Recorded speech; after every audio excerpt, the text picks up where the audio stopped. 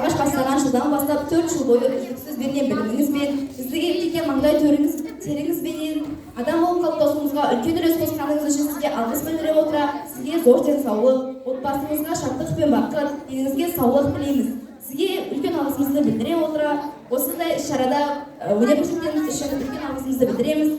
Жасаған еңбектеріңіз жемісін көре беріңіз, осындай ақылды, білімді шәкірттеріңіз көбейе берсін.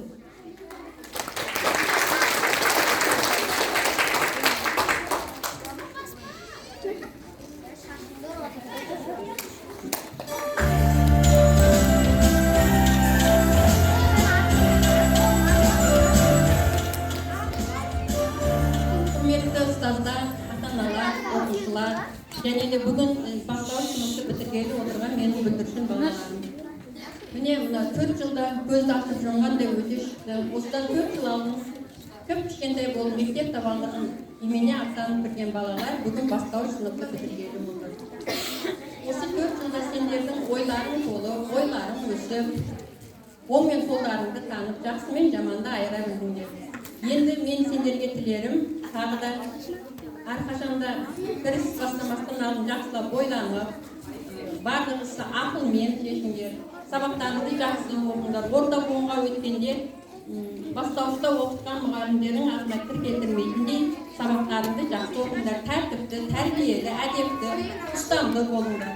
Әрқашанда жолдарың ашық болсын. Сендерге бар жақсылықты тілеймін. Тағы да осы алған білімдерің мен келешекте еліміздің мақтан тұтар азаматы мен азаматшасы болыңдар. Үйде ата-аналарыңды жақсы білім алып қуанта беріңдер. Барлық жақсы тілектерді сендерге тілерім. 8-ші сынып менің алдыңғы шығарған сынып оқушыларым келіп бізді құттықтағандарыңа рахмет. Сендерге де жолдарың әрқашанда ашық болсын. Бұдан да биік белестерден көріңдер.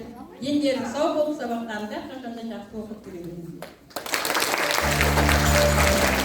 Енді осы сәттен пайдаланып, мен өзіміздің оқушыларға орта буынға жолдама берсек, 8-ші сынып оқушыларымызбен бірге.